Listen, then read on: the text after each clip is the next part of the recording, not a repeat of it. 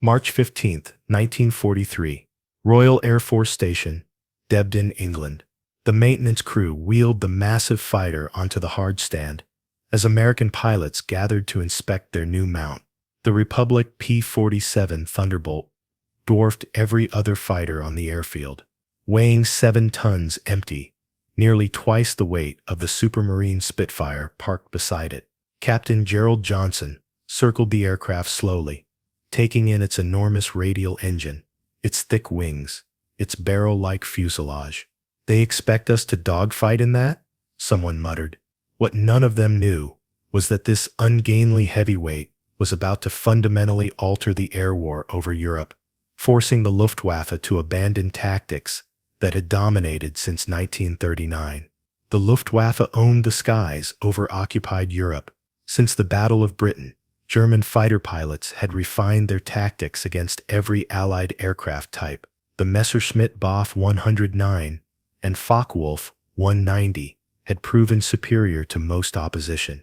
Their pilots were veterans with hundreds of combat hours. Their tactics emphasized speed, altitude advantage, and devastating hit-and-run attacks. Against the early American daylight bombing campaign, German fighters had inflicted catastrophic losses. The 8th Air Force lost 77 bombers in a single October 1943 raid on Schweinfurt, a 26% loss rate that threatened to end daylight strategic bombing entirely. German pilots had learned to exploit the weaknesses of American escort fighters. The P-38 Lightning was fast, but couldn't turn, with German fighters above 20,000 feet.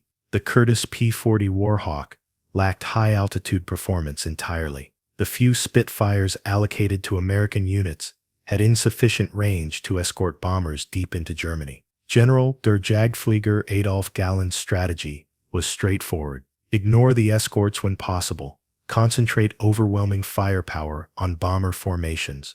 Break their defensive boxes. Destroy them in detail. Without effective long-range escort, American daylight bombing would become unsustainable. The losses would force a shift to night operations, where British tactics already proved less effective than hoped. The mathematical equation favored Germany. Each bomber required 10 crew members and cost $200,000. Each fighter required 1 pilot and cost $50,000. Trading fighters for bombers was economically advantageous even at unfavorable ratios. The P-47 Thunderbolt represented American engineering philosophy pushed to extremes. Republic Aviation designed it around the largest available engine, the Pratt & Whitney R2800 Double Wasp, 18 cylinders, arranged in 2 rows, 2,000 horsepower at takeoff, 2,300 horsepower with water injection for emergency power. The engineering required to make this massive power plant work at altitude created an aircraft unlike anything previously built. Empty weight, 9,900 pounds. Combat loaded weight, 14,000 pounds. Length, 36 feet. Wingspan, 40 feet 8 inches. Wing area, 300 square feet.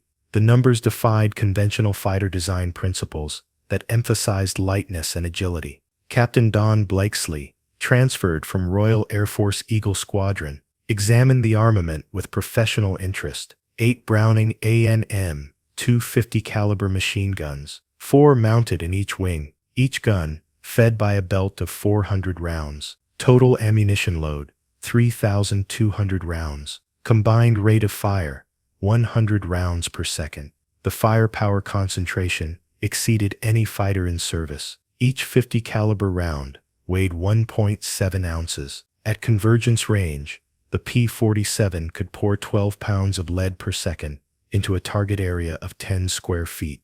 The ballistic impact was devastating against any aircraft structure. The guns were staggered along the wing to balance weight and provide overlapping fire patterns. Convergence typically set at 300 yards, where all 8 gun streams intersected. At that range, a 2-second burst delivered 200 rounds into the target. German fighters, built light for performance, had minimal armor protection outside the cockpit area. 50 caliber rounds punched through aluminum skin, severed control cables, shattered engines, and ignited fuel tanks. The P-47's gun platform was stable even in high-speed maneuvers, making it an accurate gunnery platform where lighter fighters experienced wing flexing that dispersed fire. Technical Sergeant Frank Kowalski had maintained 50 caliber guns since 1941, first on bombers, now on fighters. He understood the weapon's temperament intimately. These guns jam if you're not careful, Kowalski explained to new armorers. Wrong ammunition belt tension, and you get failures to feed. Let them freeze at altitude, and the action slugs. But maintain them properly, and they're the most reliable aircraft guns ever built. Kowalski had developed modification procedures based on European combat experience. He adjusted belt feed mechanisms for high-altitude temperature variations. He treated ammunition with special lubricants that remained fluid at -40 degrees. He calibrated gun heaters to activate automatically above 15,000 feet. His innovations reduced jamming rates from 15% to under 3%, transforming theoretical firepower into reliable combat effectiveness. Hauptmann Egon Meyer stood in the briefing room at Jagdgeschwader 2's airfield near Beauvais, France. 38 confirmed victories had made him one of the Luftwaffe's most successful bomber-destroyers. He had pioneered head-on attacks against B-17 formations, a tactic that exploited the bomber's minimal forward defensive armament. Today's intelligence briefing included the first detailed report on the new American fighter, the P-47, the intelligence officer announced, pointing to reconnaissance photographs. Large radial engine fighter, estimated maximum speed, 425 miles per hour, service ceiling, 40,000 feet. Armament, 850 caliber machine guns. Mayer studied the photographs with growing amusement. It looks like a flying beer barrel, someone commented. Laughter rippled through the room. Weight over 6 tons, the intelligence officer continued. Wing loading, higher than any German fighter. Turn radius, significantly larger than Buff, 109. More laughter. The German pilots had learned to respect some American equipment. The B-17 was tough. The B-24 could absorb tremendous damage. But this fighter seemed to violate every principle of air combat design that German experience had validated. Let them come, Mayer said. Speed and altitude we can match. But in a turning fight, that weight will be their coffin. We'll go after the bombers as always. If the Thunderbolts interfere, we'll deal with them using standard tactics. The Luftwaffe's tactical doctrine emphasized energy fighting. Use altitude advantage to build speed in diving attacks. Make a high-speed firing pass. Use that speed to zoom back to altitude before the enemy can react. Never enter a sustained turning fight where lighter, more maneuverable opponents held advantage. Against Spitfires, this tactic worked. The Spitfire could turn inside German fighters, but German pilots simply refused to turn, using superior diving speed to escape. Against the P-47, German pilots assumed the same tactics would prove even more effective. A 7-ton fighter couldn't possibly match German climb rates or acceleration. It would be easy prey for experienced pilots using proven methods. April 15, 1943, 22,000 feet over the Belgian coast. The first major engagement between P-47 Thunderbolts and Luftwaffe fighters. 56 P-47s from the 4th Fighter Group escorted B-17 bombers toward targets in Germany. Hauptmann Mayer led 20 F-109 fighters in a standard attack approach, climbing to altitude advantage before diving on the bomber formation. At 26,000 feet, Mayer rolled into his attack dive, building speed rapidly, 500 miles per hour on the airspeed indicator. At this speed, the Bf-109 was nearly uncatchable. Standard procedure called for a quick firing pass, then use excess speed to climb away before escort fighters could react. Captain Don Blakesley saw the German fighters beginning their dive. Bandits 2 o'clock high, coming down. He pushed his throttle forward and nosed over slightly to build speed. The P-47 accelerated smoothly. 400 miles per hour, 420, 440. The big fighter felt solid stable. At 460 miles per hour, Blakesley was closing the angle on the lead Messerschmitt. His altitude advantage had allowed him to build comparable speed. At 600 yards, Blakesley lined up the gun sight Piper on the Bf-109's fuselage. The German pilot was focused on the bombers ahead, unaware of the threat behind. At 400 yards, Blakesley pressed the trigger. All 8 guns fired simultaneously. The P-47 shuddered slightly from recoil, but remained rock steady. Tracers arced toward the Messerschmitt. Strikes sparkled along the fuselage and wing root. The effect was catastrophic. 50 caliber rounds tore through the Bf-109's thin aluminum skin. One round severed the elevator control cable. Another penetrated the fuel tank behind the cockpit. A third shattered the coolant radiator under the engine. The Messerschmitt rolled violently left, streaming white coolant vapor. The pilot attempted to recover, but his controls were sluggish. At high speed, the damaged aircraft became uncontrollable. The pilot jettisoned his canopy and bailed out at 19,000 feet. Blakesley had fired for less than 2 seconds, perhaps 150 rounds. A single accurate burst had destroyed a Messerschmitt that minutes earlier had been diving to attack bombers with impunity. 3 more P-47s engaged the German formation. The Luftwaffe pilots attempted their standard escape tactic, using dive speed to pull away. But the Thunderbolts matched their dive speed, and the cumulative speed built from higher initial altitude let them close range steadily. Lieutenant Gerald Johnson caught a Focke-Wulf 190 in a 700-mile-per-hour dive. At that speed, the FW-190's controls stiffened dramatically, limiting maneuverability. Johnson's P-47, with its hydraulically boosted controls, remained responsive. A 3-second burst from 500 yards produced multiple strikes. The Focke-Wulf's engine exploded in a shower of debris. The pilot managed to bail out,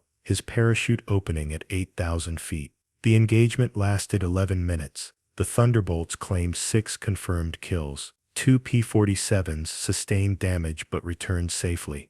The bombers completed their mission with minimal losses. German pilots returned to base shaken. Their standard tactics had failed against an opponent that shouldn't have been able to keep pace. The new American fighter is faster in the dive than intelligence estimated, Mayer reported. Our pilots couldn't shake them using conventional escape maneuvers. The firepower concentration is extremely heavy. Multiple pilots report their aircraft sustaining severe damage from very brief bursts. General Galland read the after-action reports with concern. Weight and wing loading suggested poor performance. How is it matching our fighters in high-speed maneuvers? The answer lay in advanced engineering that German intelligence had not anticipated. The P-47's thick wing incorporated sophisticated high-speed airfoil design. At speeds above 400 miles per hour, where German fighters lost control effectiveness, the Thunderbolt's wing maintained lift distribution efficiently. The hydraulic control boost system, unique among fighters at that time, allowed pilots to maintain control authority at speeds that would render German fighters nearly uncontrollable.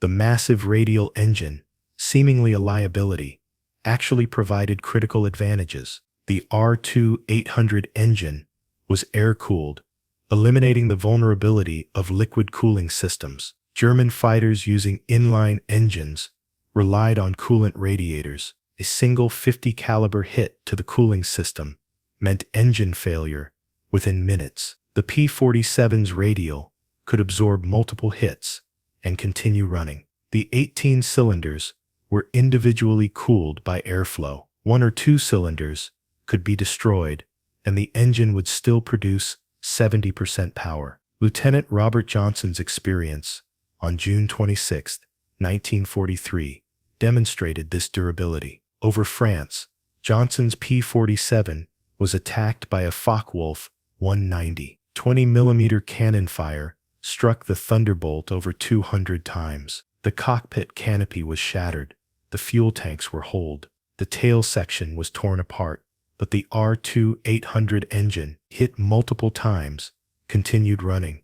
Johnson flew the crippled aircraft back across the English Channel and landed safely. The incident became legendary, proof that the Thunderbolt could absorb damage that would have destroyed any other fighter. By June 1943, Luftwaffe tactical doctrine was changing. The P-47 cannot be engaged using standard diving attacks, read the updated tactical directive. Pilots must avoid extended engagements. If Thunderbolts are present, attack bombers only when tactical situation is clearly advantageous. The grudging respect in that directive marked a fundamental shift. For the first time since 1940, German fighters were being forced to avoid combat with an Allied fighter. The P-47's advantages were cumulative. Speed, firepower, altitude performance, and durability combined to create a fighter that challenged every German tactical assumption. In diving attacks, it was as fast or faster than German fighters. In high-altitude combat,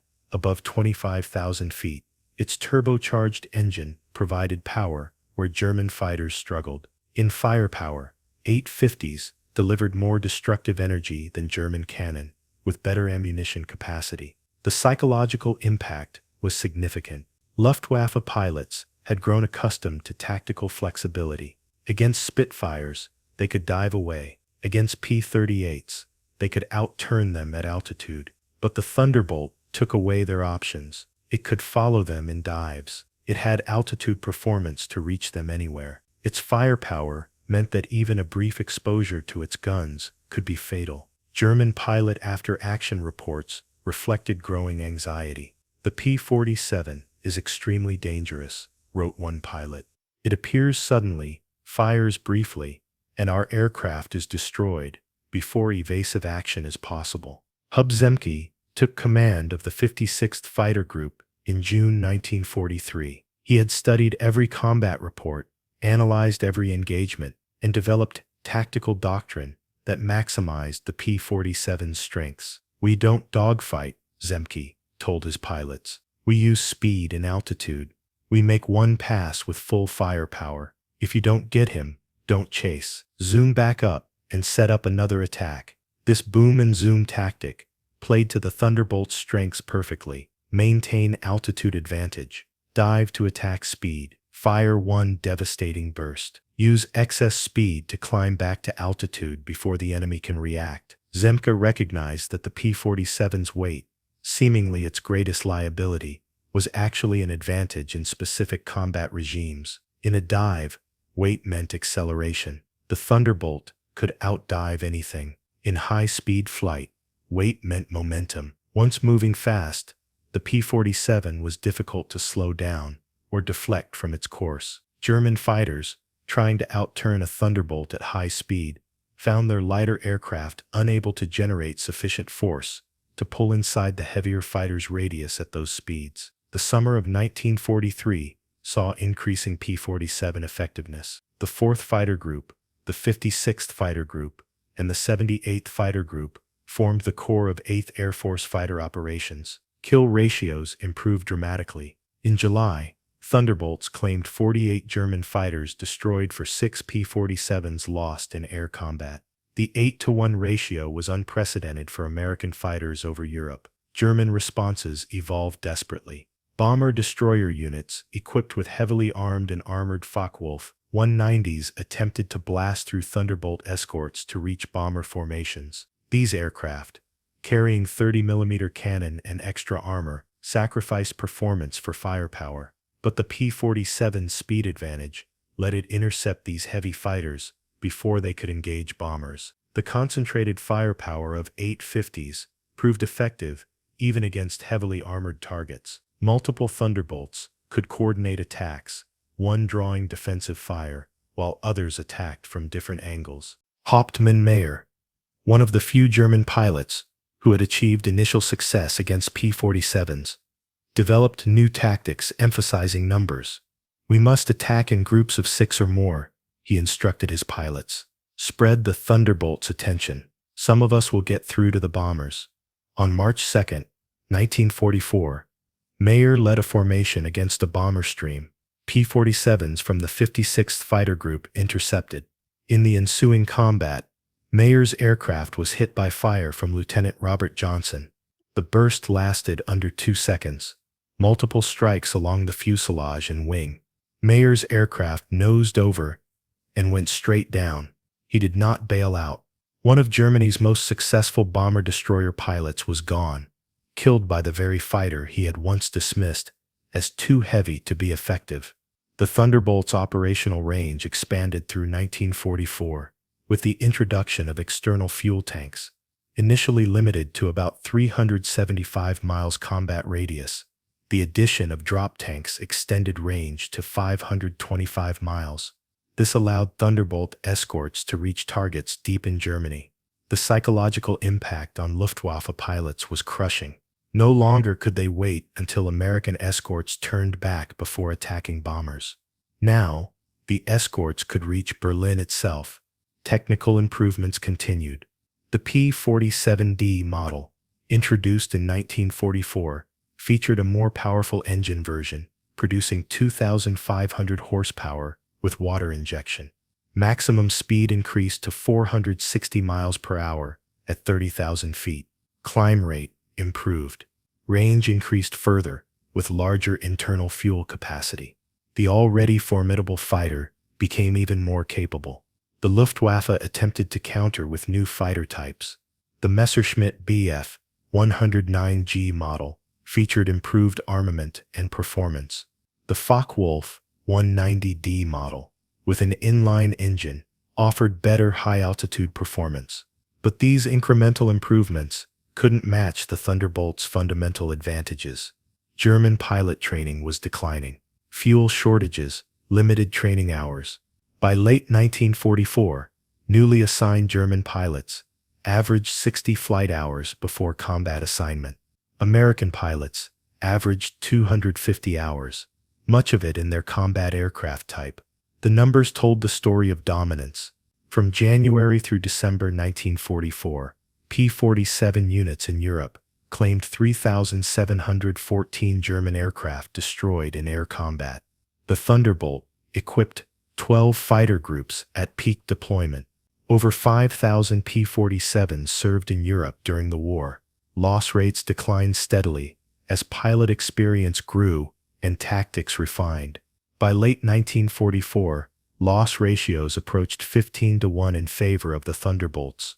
Ground attack missions revealed another dimension of P-47 effectiveness.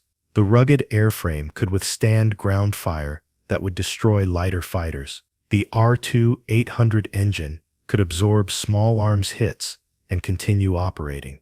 Pilots discovered that the .850 caliber guns were devastatingly effective against ground targets. Against locomotives, vehicles, and parked aircraft, concentrated .50 caliber fire was destructive beyond expectations. A typical ground attack mission might see a 4-ship flight destroy 5 locomotives, 20 trucks, and damage rail infrastructure across 50 miles of territory. The Thunderbolt's ground attack capability proved strategically significant during the Normandy invasion. P-47 groups flew thousands of interdiction missions, destroying German armor, vehicles, and supplies, moving toward the battle zone. The fighter that had been designed for high-altitude bomber escort proved equally effective at low-altitude close air support. German commanders reported that daylight movement became impossible in areas where Thunderbolts operated. Supply columns destroyed, armor struck before reaching the front, communications severed. The cumulative impact degraded German defensive capabilities significantly. Lieutenant Colonel Francis Gabreski became the top American ace in Europe while flying P-47s, 28 confirmed aerial victories. His success reflected the Thunderbolt's capabilities in the hands of an aggressive, skilled pilot. The 47 could do everything well, Gabreski later said. Speed, firepower, range, durability. It let me press attacks that would have been suicidal in other fighters. When those 8 guns hit a target, it was devastating. The industrial equation favored American production overwhelmingly. Republic Aviation's Farmingdale, New York plant produced P-47s at rates approaching 350 per month by 1944. Total production reached 15,636 aircraft. Germany produced approximately 35,000 fighters of all types during the entire war, but was sustaining losses of 500 to 1,000 fighters per month by mid-1944. The mathematics of attrition were unsustainable. Training infrastructure supported the combat effectiveness. The replacement training units in the United States turned out fully qualified P-47 pilots continuously. Each pilot completed advanced fighter training, including gunnery, navigation, formation flying, and combat tactics before assignment to operational units in Europe. Arrival in theater. Pilots joined experienced squadrons where veteran pilots mentored new arrivals. This systematic approach produced consistently competent pilots. German training infrastructure was collapsing. Fuel shortages meant pilots received minimal flight training. Advanced fighter tactics training was abbreviated or eliminated. New pilots arrived at frontline units with inadequate preparation. Loss rates among inexperienced German pilots were catastrophic. Many were shot down on their first or second missions. The institutional knowledge and tactical expertise that had made the Luftwaffe dominant in 1940 was disappearing through attrition. By 1945, the air war over Germany was effectively decided. The Luftwaffe could no longer contest daylight airspace. Allied bombers ranged across Germany with impunity, escorted by fighters that had achieved air superiority. P-47 Thunderbolts had played a central role in that victory. The fighter that German pilots had mocked as too heavy, too ungainly, too slow to be effective, had proven superior in nearly every combat parameter that mattered. The final accounting was decisive beyond dispute. P-47 units claimed over 5,000 aircraft destroyed in European combat. Loss rates among Thunderbolt units were the lowest of any American fighter type in Europe. The durability that let pilots return from missions with severe battle damage was quantifiable. One study found that 73% of Thunderbolts sustaining combat damage returned to base successfully, compared to 52% for other fighter types. Technical analysis post-war revealed the sophistication of Republic's engineering. The Thunderbolt incorporated advanced features that wouldn't become standard until years later. The sophisticated turbocharger system that maintained engine power to extreme altitudes. The hydraulic control boost that maintained control at high speeds. The structural design that could absorb damage and continue functioning. These weren't accidents, but deliberate engineering choices that proved extraordinarily effective. The legacy extended beyond the war. The P-47 established design principles that influenced fighter development for decades. Ruggedness over lightweight, firepower over maneuverability, systems redundancy over minimalism, speed and energy over turn rate. These concepts became fundamental to American fighter design philosophy. The F-4 Phantom of the Vietnam era would reflect similar priorities: rugged, heavy, powerful, fast, and heavily armed. In the air combat history of World War II, the P-47 Thunderbolt occupies a unique position. It was not the highest performing fighter in any single category. The P-51 Mustang had better range.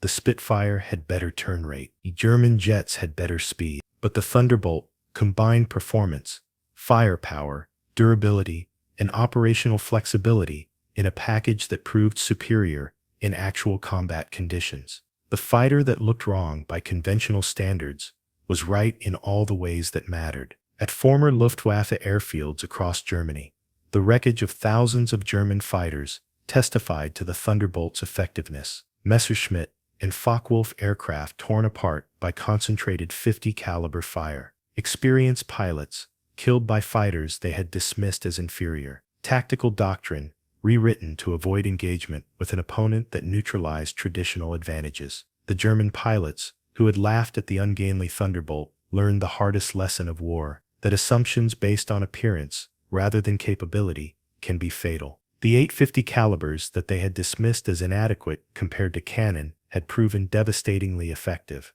The weight they had mocked as a liability had become an advantage in high-speed combat.